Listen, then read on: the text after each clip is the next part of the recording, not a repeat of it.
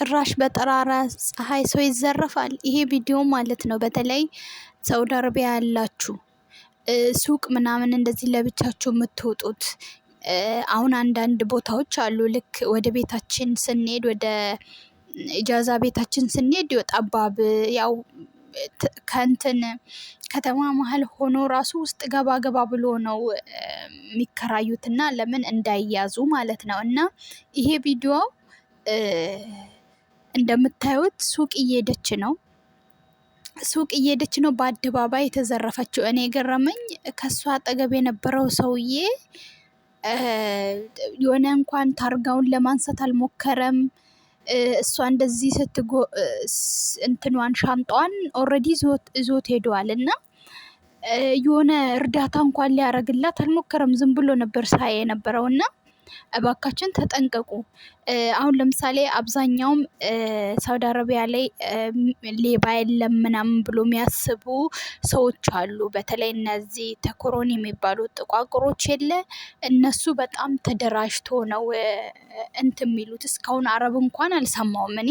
እነዚህ ተኮሮኒ ነው የሚባሉ ብቻ አላቅም እኔ ምን እንደሚባሉ። ሰው ተኮሮኒ ነው የሚላቸው እና እነሱ ተደራጅቶ እንደዚህ በመኪና እየሄዱ በተለይ ደግሞ ያውቃሉ እኛ አበሾችስ ኢቃማ የሌላቸው ያው ብሎ ቢጮውም ፖሊስ ስለሚመጣም በቃ የተዘረፍኩት ነገር ልዘረፍ እንትን በፖሊስ ከሚያዝ ብሎ ስለሚፈሩና በቃ ይዞ ሻንጣ ቀምቷቸው ነገር ቀምጧቸው ነጥቋቸው ሲሮጡ እንደዛ ስለሚያደርጉ በቃ ተለማምዶታል። ይሄን ስርቆት ተለማምዶታል። አሁን ይሄ ካሜራው የውጭ ካሜራ ነው። አይታችሁ ከሆነ ልጅቷ እንደዛ አለቅም ብላ ሻንጣውን ተንጠልጥላ በጣም ይዛው ነበር እና መጨረሻ ላይ በጥሶ ተቀበላት። አይታችኋል። እስከ በጣም ብዙ ታግላለች እና ተመልሳ ወደ ቤት ነው እየሮጠች የመጣችው። በነገራችን ላይ ወደ ቤት እየሮጠች መጣች እንትን ለማለት ማለት ነው።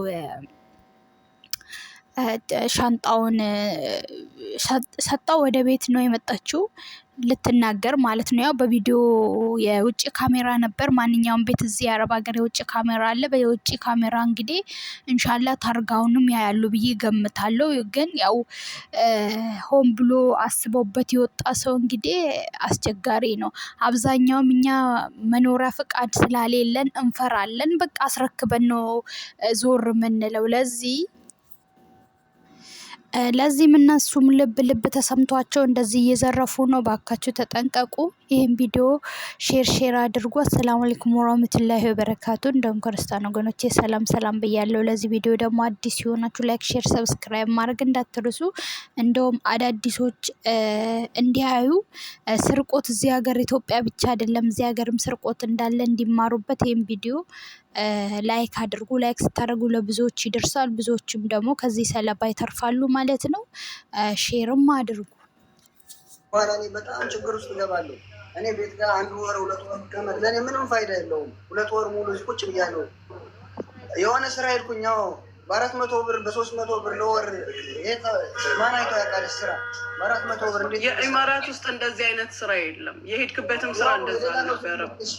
ሄኖክ ይኸውልሽ ያስገባኝ ገመቹ ይባላል። መኪና ማጠብ ነው።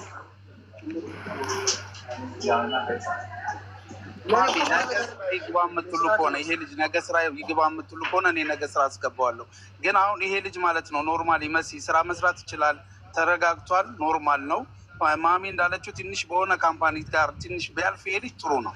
ገንዘብ መስራት አለበት። በካምፓኒ ስር መስራት አለበት። አስታውሳችሁት? ይሄ ልጅ እንግዲህ ትላንትና በዱባይ ደላሎች ተከርቶ እጁን በቢላ እንዳለ ደረቱን ምናምን በቃ ተስፋ ቆራርጦ ነበረ። ዛሬ ሆና አልሐምዱሊላህ ረቢል ዓለሚን። ሰው ለሰው መድኃኒቱ ነው።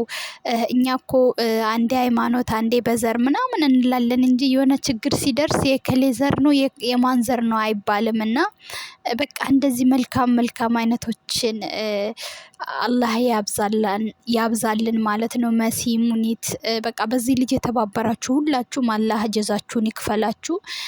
ሲቀጥል ደግሞ እውነት ሲናገር ልጁ በጣም ነው የሚያሳዝነው። እኔ ተስፋ ያስቆረጠኝ እናቴ ይሄን ብር ወደ ዱባይ ስትልከኝ በዚህ ብር ተበድራ ነው የላከችኝ። እዚህ መጥቼ የእሷን ብድር እንኳን ያለ መክፈሌ ሳስበው በቃ ምን ያደርግልኛል የኔ መኖር ብዬ ተስፋ ነው የቆረጥኩኝ አለ። እና ወንድሜ እንደ እልፍ ሲሉ እልፍኝ ይገኛል፣ ድሃ ሞኝ ነው ሞትን ይመኛል። እና እናት እኮ ብር አያሳሳትም። አንተ ህይወትን ብታጣሳ አንተ ከብር በላይ ነህ እንዴ። ዛሬ ባይሳካ ነገ ይሳካል። እንዴት ህይወትን ለማጥፋት ታስባለህ? ህይወትን መስዋዕትነት ትከፍላለህ? ለምን? እና ከዚህ ልጅ ተማሩ። ደግሞ ወንድሞቻችሁ ዱባይ ካልመጣም ብሎ የሚያስቸግሩት ይሄን ቪዲዮ ላኩላቸው፣ በማያውቁ ሰው እንዳይመጡ። እንደዚህ እንደሚያስቡት ቀላል አይደለም።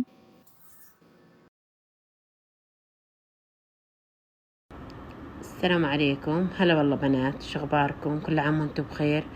الله يسعدكم. احرصوا على أغراض بنياتكم وعيالكم، احرصوا على الأغراض. قسم بالله كل يوم أشوف شيء غريب وشيء جديد مع العاملات. يا جماعة انتبهوا لأغراضكم، أغراض بيتكم. الله يحفظكم ويحميكم يا رب.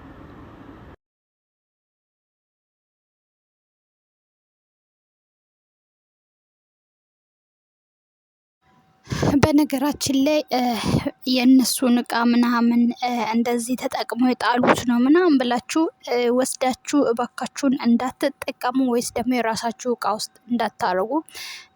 አብዛኛውም ጊዜ በነገራችን ላይ አበሻ እንኳን እንደዚህ አይነት ባህሪ የስልክና በቃ የስራ ነው እንጂ ስራ መስራት በቃ ስልክ ማውራት ነው እንጂ እኛ እንደዚህ መተት ለሰው ክፋት አበሻ የለበትም። አብዛኛውም እንደዚህ አይነት ነገር የሚሰሩት እነ ፊሊፒኖች እነ ጃዋዎች ምናምን ናቸው። መዳማችን ይቅርታ አድርጊልንና እኛ አበሻ ችግራችን ስልክ ብቻ ዋይፋይ ብቻ ከቤት አንጣ። ሲቀጥል ደግሞ በቃ ስራችን ምግብ የወዳችን እንኳን ምግባችንን እንኳን በስርዓቱ አንበላም። እና አበሻ ምቀኝነት እንደዚህ እንኳን በሴር ምናምን ይሄ በድምግምት ምናምን እኔ እንጃ አለ ብዬ አልገምትም። ሌላ ዜጎች ግን በጣም እጅግ በጣም ብዙ አለ። እንደዚህ ደግሞ ማድረግም ደግሞ የምታስቡ ሰዎች እባካችሁን ተጠንቀቁ። በተለይ የነሱ ልብስ ጥሉ አሉ ብሎ ወስዳችሁ የራሳችሁ እቃ ውስጥ ስታረጉ ካዩ በሌላ ነገር ያስባሉና ተጠንቀቁ። እነሱ ያልሰጧችሁን ነገር ወስዳችሁ ለራሳችሁ እንዳታረጉ ነው ምላችሁ። ከዚህ ቪዲዮ ተማሩ። ቃስ ሴትዮ እንዴ አፍንጫውን ነቅላ ከቦታው ልትወስደው ነው እንዴ? ምን አስባ ነው? ያጣፍጥልሽ ደግሞ እንዳይሞትብሽ። ወይ አፍንጫውን ደግሞ ምን ልታረጊው ነው እንዴ?